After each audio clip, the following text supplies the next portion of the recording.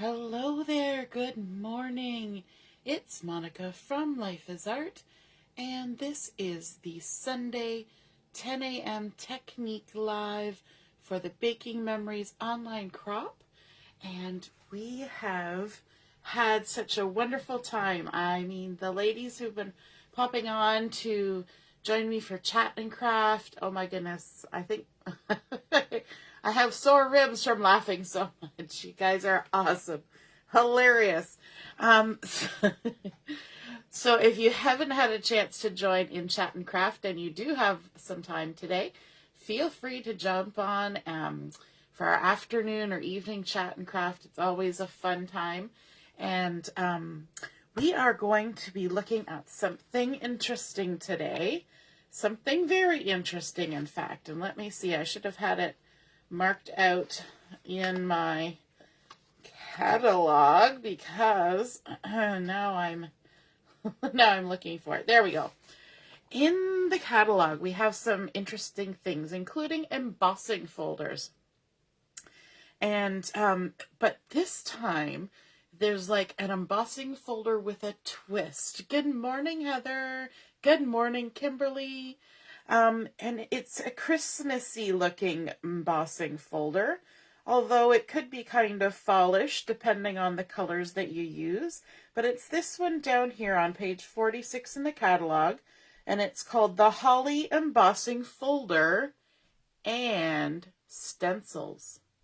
Isn't that a cool idea? It's an embossing folder plus stencils. So I wanted to show you guys how that works, and I just tried it out yesterday for the very first time. So I've used it once and I love it. So we're going to be looking at that Holly embossing folder and stencils, and we're also going to be using the October stamp of the month.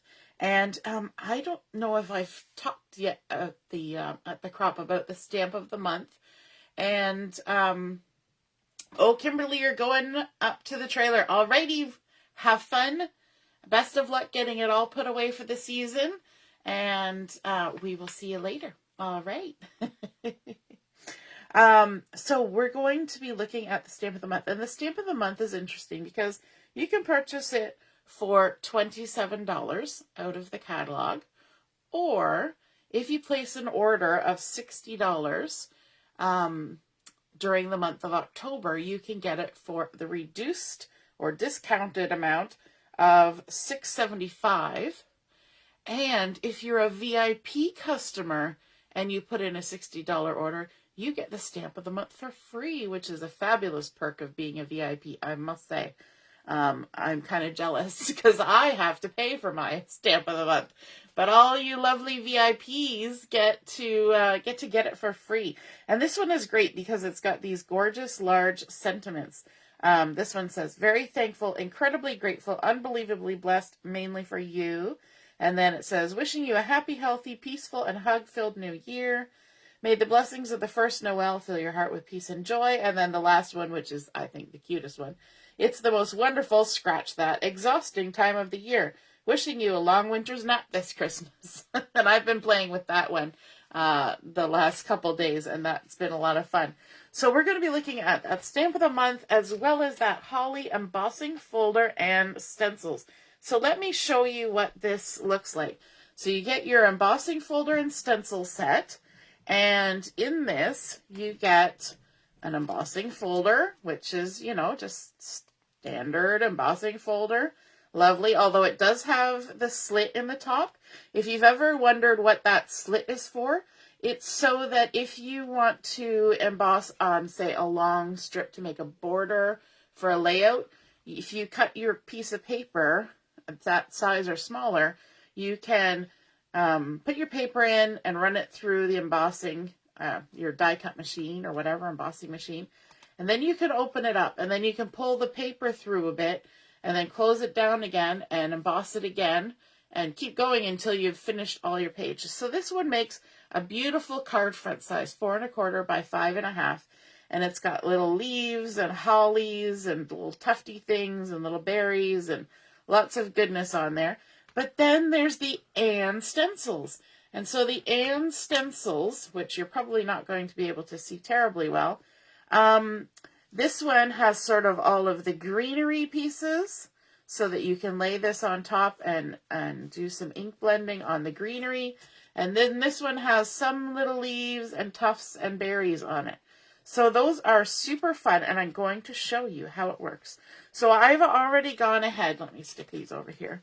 I've already gone ahead and just taken a piece of plain white daisy cardstock, run it through with the embossing folder, and I hope you can see the design and texture on there. I can't really tell on my screen whether you can see it or not, but it's gorgeous. It feels gorgeous. The reverse side even looks gorgeous, but the stencil's going to work the best on the raised side where all the images are raised. I'm going to move my Versamat out of the way because I've got my all-purpose mat underneath here, which is also called the Messy Mat. And the Messy Mat is great for containing any little inks and things that we get into. The first thing I want to do is I want to bring in my blending brush. I've been loving these blending brushes. Oh my goodness. They are so soft, and like the bristles are so fine on this. And yes, it is bristles. It's a brush as opposed to foam. Oh my goodness, it just feels so soft. And it makes the ink go on so beautifully. And I'm going to start out by using honey butter to add some color. And let me just, I usually prop my my ink pad up against, I've got a little bin right here. And if I put my ink pad against the bin, then it doesn't slide around on me. I need to get a little piece of silicone. The other thing that works really well is the back of my Versamat. Let me see, maybe I'll grab that. If I use the back side of my Versamat, it also provides a nice surface for keeping my ink pad from sliding around. So maybe I'll do that. There we go. Just stick that like that and get ourselves organized. Okay, so what I'm going to do is I'm going to pick up some of the honey butter and I'm just going to apply it all over. And I love that these blending brushes are so good at getting everything looking even that you don't have to like start at the edge and tilt it this way and that way like I always tell you to do with the foam blending tools. But these just glide right over. So I'm just going ahead and putting an all over coating of this gorgeous honey butter.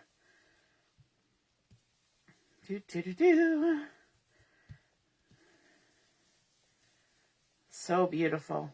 Oh my goodness. Just getting it, trying to get it mostly down in the flat parts. But of course, it's the raised parts that are going to pick up more of the color. But we'll get some on there. All right, so there's our honey butter that we've added. Beautiful. Let me lift that up so you can see it. Isn't that gorgeous? Nice little soft bit of honey butter color. Honey butter color. And then the next thing I'm going to do is I'm going to bring in the stencil that has the leaves on it. And then you just have to kind of put it the right way around. And what is going to happen is the stencil is actually going to fit and kind of almost like click on top of the embossed part. Like it's kind of like you just line it up the right way and it just nestles right over all the little raised pieces, which I think is fabulous because it also keeps your stencil from moving around too much, right? When you're doing the actual inking, because the impression from the embossing holder is kind of holding it in place, right? So just get it stuck down like that. And then I'm going to bring in my pine ink, which is a gorgeous, gorgeous dark green. Open that up. Look at that. You can even open it one-handed because of those magnetic lids. Gotta love that. And I have 6 of these blending brushes. They come in packs of 3. And what I've got is I've got one that I use with yellows, one that I use with greens, one that I use with reds, one that I use with browns. And it looks nice and dark here, like it's picked up oodles of ink. But if you rub it on a piece of white cardstock or white scrap paper, you're only going to get a tiny little bit of ink residue and then it'll go clean. And so if I went from like a really dark green to a light green, I would probably rub it off on a scrap piece of paper for just a second before I picked up the light green. But it doesn't hold the same quantity of ink like a foam blending brush does. I don't know. It's just, they're just so gorgeous. And so what I'm going to do is I'm just going to confirm that everything's in the right spot. And then start adding pine on here. And you will see that pattern that the stencil has as it gradually adds color to all the gorgeous leafy bits. Oh my goodness, this is like game changer when you're wanting to add color to something that's been embossed. Like sometimes you put ink right in the embossing folder. I've never successfully done that. I don't know what my problem is, but I've never successfully done that technique where you add ink inside the embossing folder. Sometimes you just take your ink pad and you rub it over the top of your embossed paper. You know, there's different techniques that people use to add color. But this stencil idea, oh boy, it's like fabulous. Because you're going to get the beautiful texture of the embossing folder, all the raised and textural things. But then you're also getting very precise coloring. It's just lovely. So let me just keep working my way across.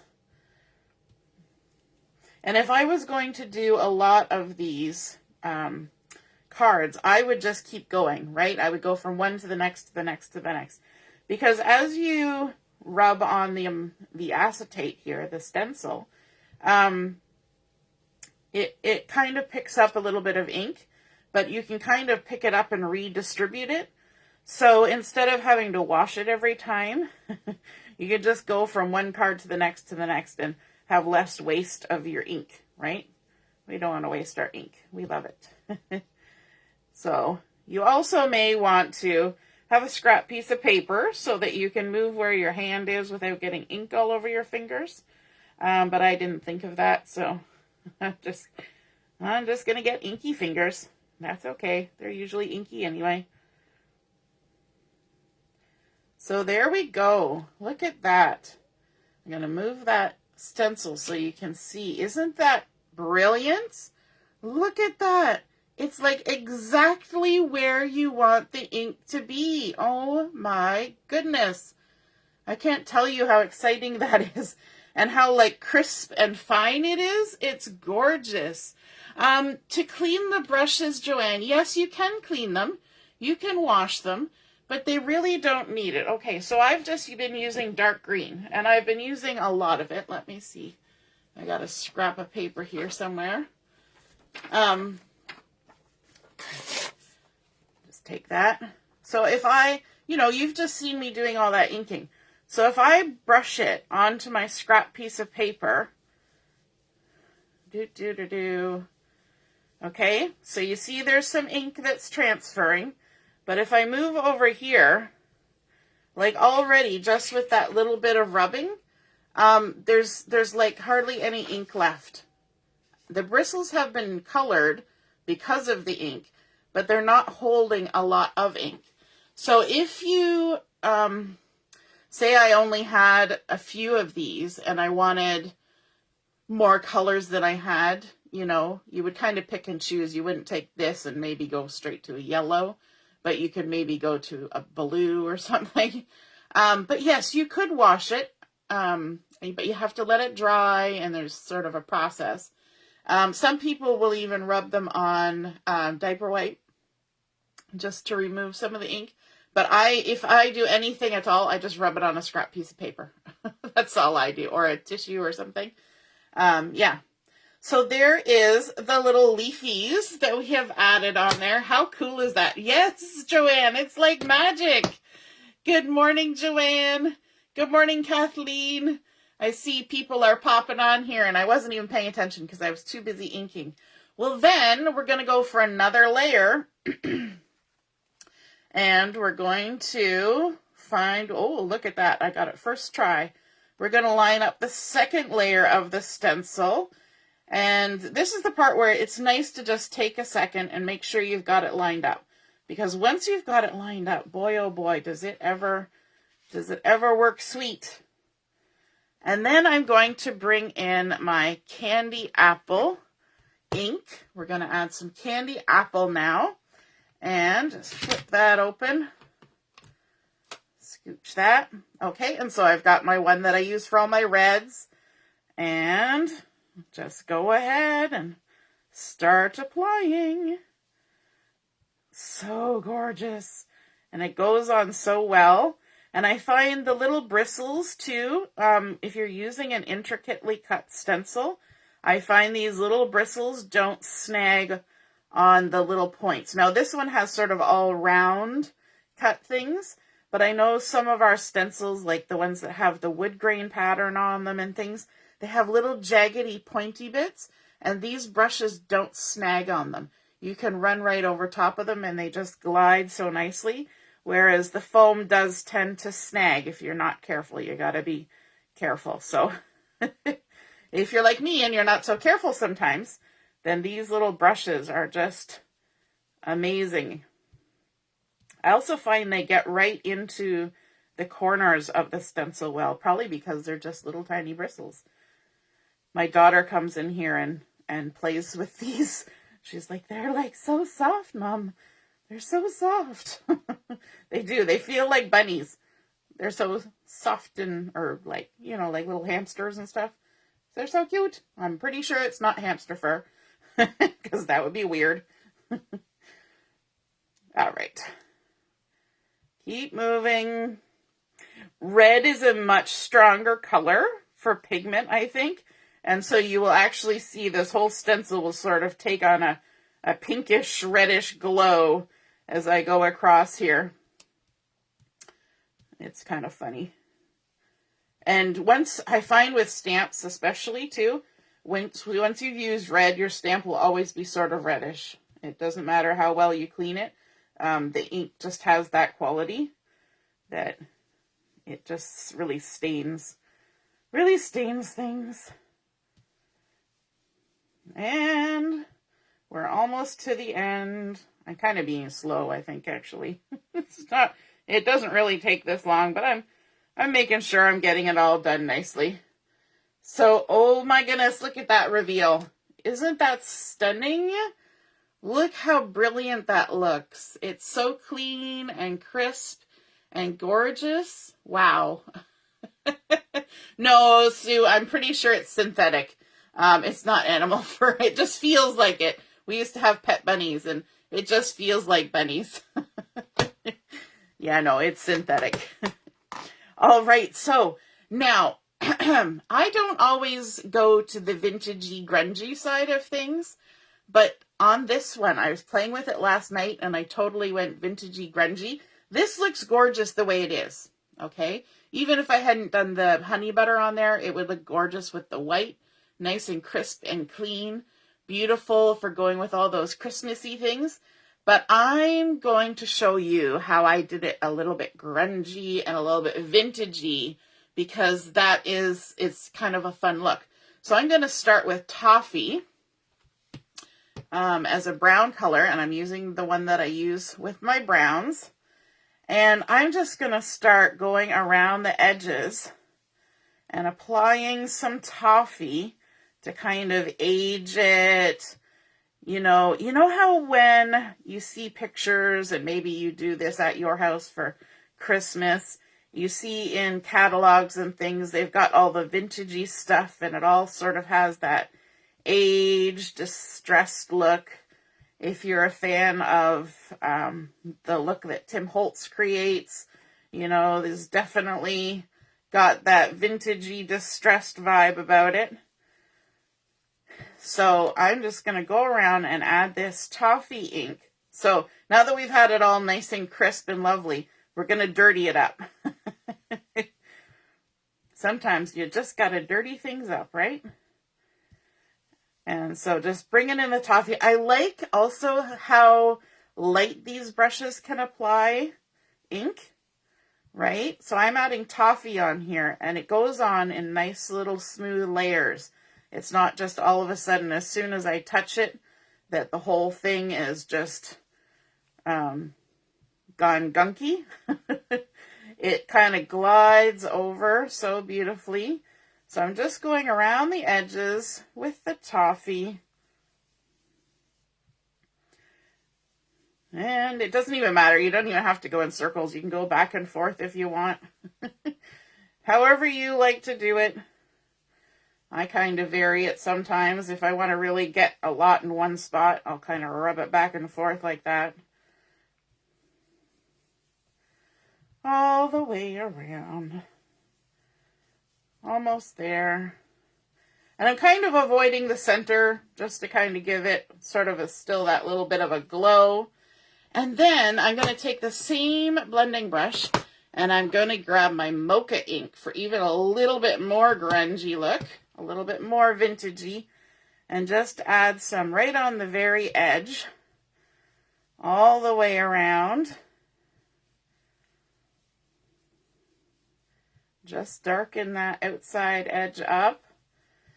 So if you're watching, are you a vintagey kind of person?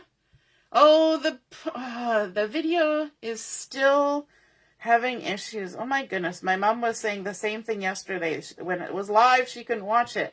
And on the replay, it was perfectly fine. I don't know what the problem is with Facebook right now.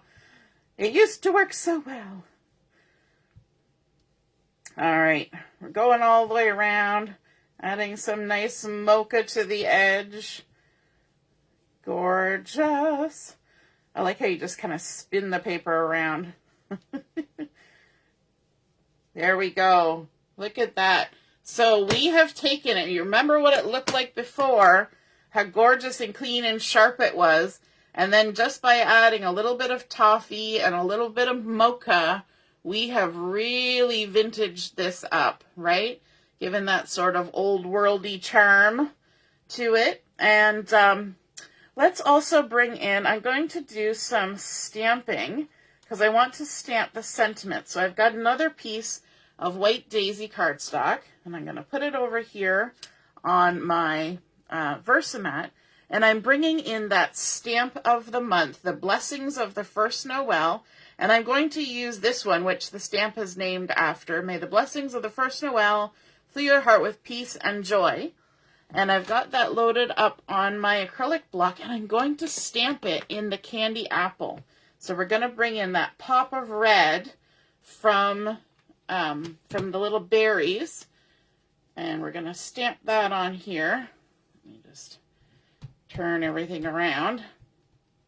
Load this up with that candy apple ink. My whole table's jiggling when I do that. You can see it jiggling in the video. Jiggle, jiggle, jiggle. It's not my camera that's jiggling. It's my table. Because my table is on wheels. Gotta love it. And then just gonna line this up and hopefully get it in the center-ish. And then squish it down.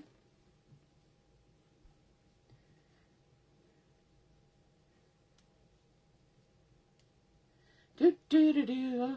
I always want to make sure that my words come out well. There we go.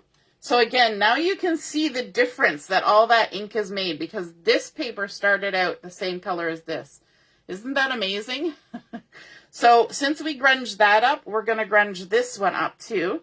And so we're going to start again with our honey butter. Let me put away that. And grab the honey butter. This is a new color to me. It's a new color to close to my heart, but it's a new color to me. I just opened it up yesterday. So yay.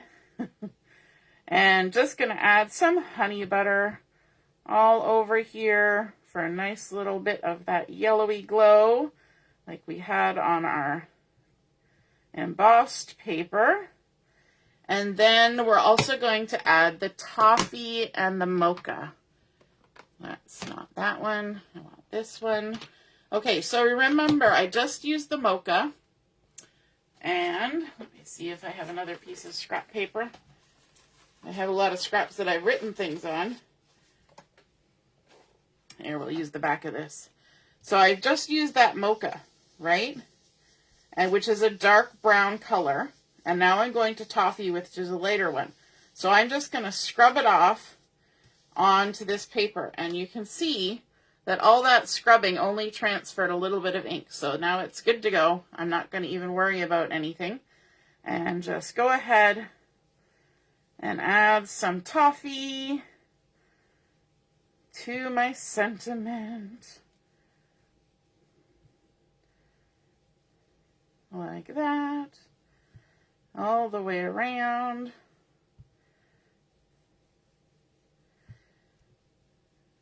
It's always funny. You start out with something nice and crisp and white, and when you're doing something like this where you're aging or distressing, you're wearing it out. Start out nice and bright and white, and then you turn it into something dirty.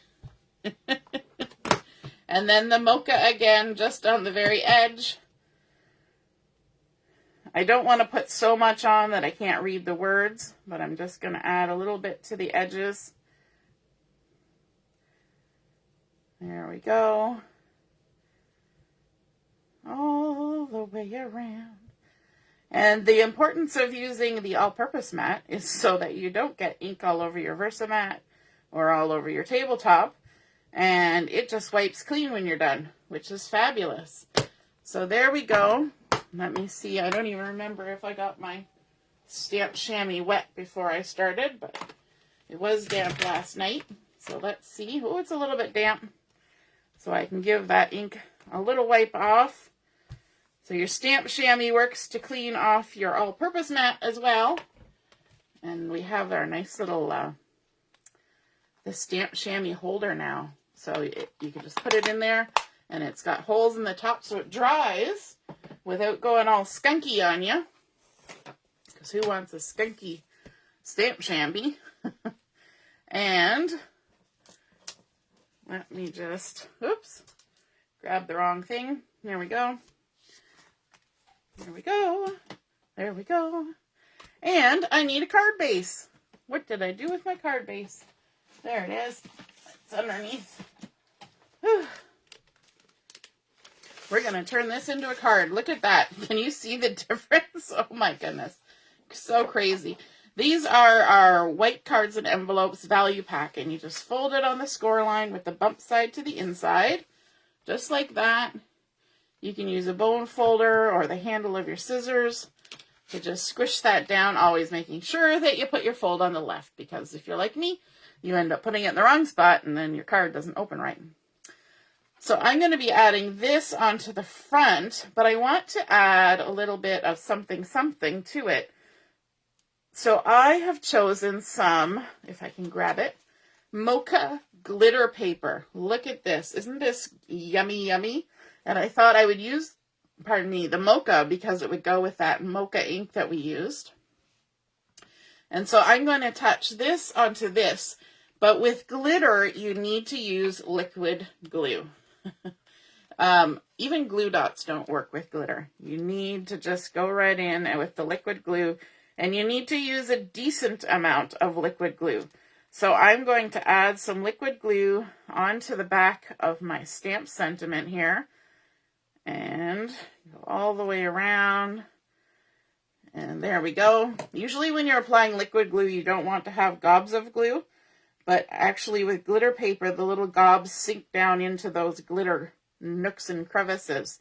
And so it won't make it look globby on the front of your paper, because it just squishes right down into all those nooks and crannies. Doesn't that look fun with that little hint of glitter around there? I didn't even tell you what I cut that piece to. That was 2 inches by 3.5. And then the glitter paper is 2 1/8 by 3 5/8. So that gives you an idea of those sizes for that particular stamp. It's really kind of specific to that stamp. And now I'm going to add some of this tiny little strip of glitter paper to my card base here before I stick it on here. Because what I want to do, and I'm going to have to use liquid glue, is I want to apply this to the embossed part but I'm going to have it so that it overhangs a little bit so that I can wrap it around to the back. So just run a bead of glue on there. And liquid glue also helps with embossed things. And what I want to do is I want to come up about 2¼ inches, I think, from the bottom. And I'm going to let it hang over a little bit and just apply that across there like that. And this is why I left it as a long strand, because I can just take my scissors now and trim that off. Okay. And then I'm going to apply some glue to this one. I find this is, I don't know if this is a technique or not, but I find when I'm trying to apply glue to something long and skinny like this, what I tend to do is hold it like a chopstick, if you were left-handed, so that I'm holding it here and it kind of can rest there, because when you're trying to glue something that's so long and skinny and flexible, it just bends and wobbles all over the place. So I tend to use my hand as like a resting platform. These two fingers kind of hold it from spinning, supposedly, although it wasn't there.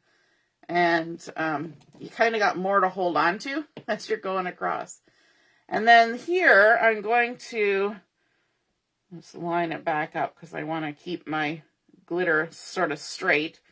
2 3/4, I think. 2 3/4. Like so.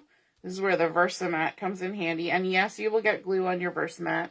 And it's okay, because you can either just wipe it off like that, or you can come back later with your rub and remove eraser and just erase a little bit. So I'm going to make sure we've got glue right to the ends of these. And then I'm just going to fold them over to the back. Just like that. And that creates, I think, a nicer edge than just snipping them off when it's such a tiny little piece. And it's not going to get snagged on anything if it's folded to the back. Whereas if it was just cut off on the front, then when you go to slide it in your envelope or anything like that, it has a tendency to get snagged. And then, it doesn't look as nice. So just fold it to the back like so. And then we can go ahead and apply it to our card. And you know what? I'm just going to go ahead with the liquid glue for this too, because embossed pieces, because of how they're raised here and there, I'm running out of glue, look at that. Because of the texture of them, it's hard with like tape runner and stuff sometimes to get good adhesion, especially on a card. It's not quite so bad on a layout, because on a layout, it's going to be protected by the memory protector, right? And kept in place. But on a card, it's going to get handled a little bit more. So whenever I attach something that's the same size as my card front, I like to line my fingers up along the fold and then put my piece of paper down at a 45-degree angle and slide it up to my fingers and lining up the top and the bottom and then lay it down. And I always trust my fingers a little bit more than my eyeballs. Now this one got a little bit off. I think that's just because of the embossing. When you cut your paper to the exact size and then you emboss it, because of the in and out, your size is going to be slightly adjusted. But it seems to have gone on okay. And then you want to make sure you really press it down good, because you've got all that liquid glue going on in there. And then for our little sentiment here, I thought we would add some thin foam tape to just kind of pop it up a little bit. So let's add some of that. There and there. It always amazes me when I see the contrast. Once you've added ink to something, the contrast is so huge between what it started out like and what it is now. And I just, just thought about the fact that I haven't been looking at the comments. Yes, it's antiquing. You're right, Joanne. It kind of has that antique look. Oh no, Melissa, your video's cutting out too. Oh, so irritating, isn't it? Yay, Robin's out of Facebook jail. Now you can comment on things. All right, and then I'm going to take this and kind of put it in sort of an equal distance here, and these glittery pieces are kind of centered on it, and just stick that down like this. And then I have one other little technique to show you, and Close to My Heart did a blog post about this a while ago, and that's that we have our silver glitter gems. And you can take your silver glitter gems and you can use various methods to change the color of them. And this would probably work with the gold one too, for this particular instance. What I'm going to do is I'm going to take 2 of my tri-blend markers. I'm going to take my earth brown blend, the darkest version of it, and I'm going to color over the glitter gems. And if you do it while it's still on the carrier sheet, then you don't have to worry about it getting marker on your project where you don't want it. So I'm going to color a couple of the little ones with the earth brown blend, and then one of the large ones as well, because we want to add some bling. But when I was looking through my bling last night, the gold was too gold and the silver was too silver, and it just didn't go with that vintagey, antique-y vibe that we created with all of our ink blending. So I was like, I really wish I had like Mocha glitter gems, but we don't have Mocha glitter gems. And so I thought, wonder what I could do to change it. And so I went and I tried this, and it had a great effect. So this is the dark red blend, and I'm going to come in with the darkest one. I started it with the lightest one by accident. In with the darkest one to add a little bit of reddish tinge. And then I'm going to come back in with the dark of the earth brown blend and just kind of mix the 2 colors together like so. And it almost makes something that looks a bit like root beer. I think, at least in my mind, it looks a bit like root beer when I'm done. And that kind of looks cool because it has a tinge of the red from the candy apple, and then it has a tinge of the brown, and I think it's just kind of fun. So let's go ahead. We're going to add this big guy, maybe right there, and then this guy. We'll add it up here, and then this little guy. We'll stick him down here, and that's it. We're not going to add any other embellishment on here. I think there's a lot happening on there already. So we started out with that holly embossing folder, embossing our white daisy base, and then we added the honey butter and the pine and the candy apple, the toffee and the mocha to create that vintagey old world vibe, that antique-y look, and then of course stamping up with the stamp of the month, the First Noel, and then adding in some mocha glitter, coloring our silver glitter gems. I love that they don't even look silver anymore, but they have this, they still have the sparkle. And those stencils that coordinate with this embossing folder, wow, what a cool way to add such precise color to the embossed image. You can feel the image, you can see the image. It's just so lovely. So I hope you guys enjoyed seeing those techniques and how this came together. And we will be back on at noon for Chat and Craft, noon till 3, and then later on this evening from 7 till 9.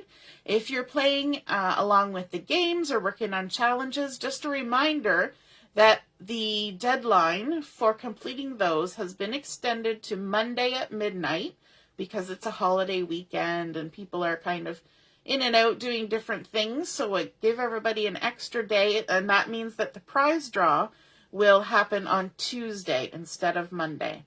And if you're looking to place an order, you also have until about 10 o'clock on Tuesday morning to get that done so you can get your name in for the mystery host draw, which is always fun. So Let me know if you have any questions, and have a wonderful, wonderful day, and we will see you soon. Toodaloo.